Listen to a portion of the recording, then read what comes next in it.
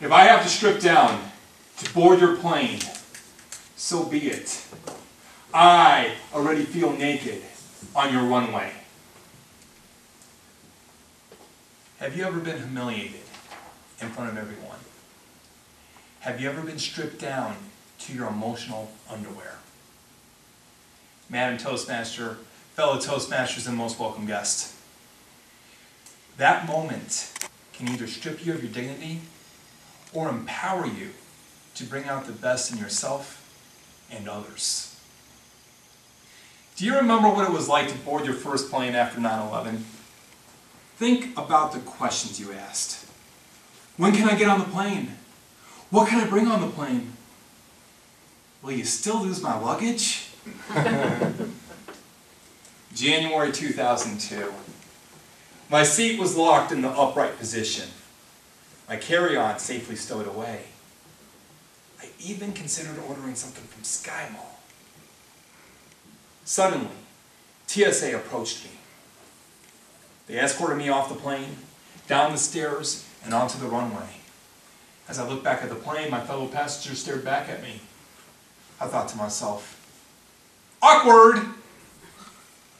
Then the pilot confronted me. Sir, what's your ethnic background? I guess he figured out I wasn't Irish. Sir, do you have any ties to terrorism? Do you have a criminal record? Are you a threat to my flight safety? I was angry. I was humiliated. And I felt naked on the runway. Yet I had no choice. I couldn't afford to miss that flight. With as much courage as I could muster, I held my head up high. I looked at that pilot, and I answered him. Mr. Pilot, I grew up in the Cleveland suburbs, graduated from Miami of Ohio. Sadly, I'm even a Cleveland Browns fan. I'm of Indian descent and no threat to you. Sir, please just get on the plane. Even though he would let me board, I still felt angry. I still felt humiliated. And I still felt naked. When I reboarded that plane, my fellow passengers looked at me like I truly was a terrorist. I thought to myself, still awkward. Quietly, I took my seat. Next to me was a 6-year-old boy wearing a clip-on tie. That boy made me reflect on the last time I wore a clip-on tie. I was 20. It was in the midst of pledging a co-ed business fraternity. Everyone in that room laughed at me.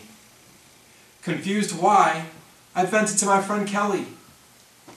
I look cool! Oh, Pete, you look like a fool. Buy a real tie. I'll show you how to tie it.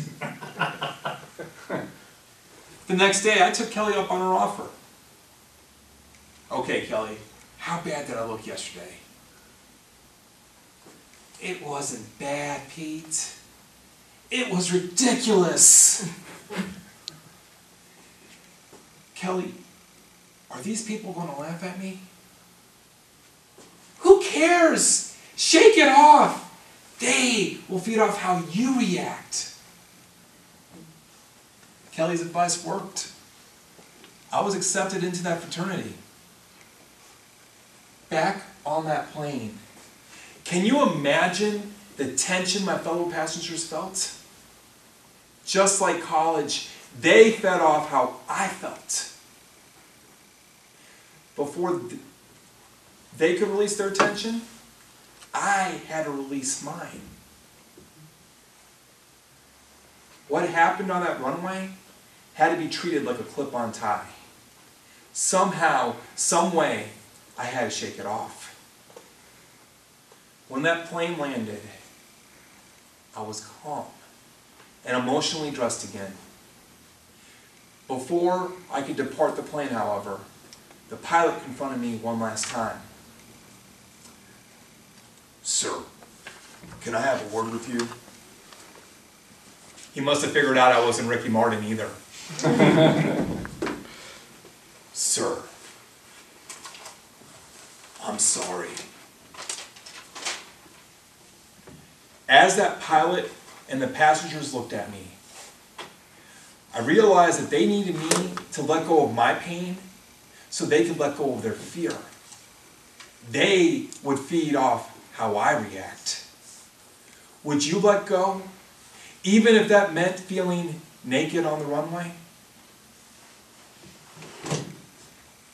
Mr. Pilot, I forgive you. As we shook hands, the entire plane exhaled in relief and inhaled newfound respect. You may never be escorted off a plane. You may never be questioned by a pilot. Hopefully, you will never be caught wearing a clip-on tie. However, if you ever feel humiliated in front of everyone, you can take what I learned on that January 2002 flight. Hold your head up high. Shake off the humiliation and let go of the pain.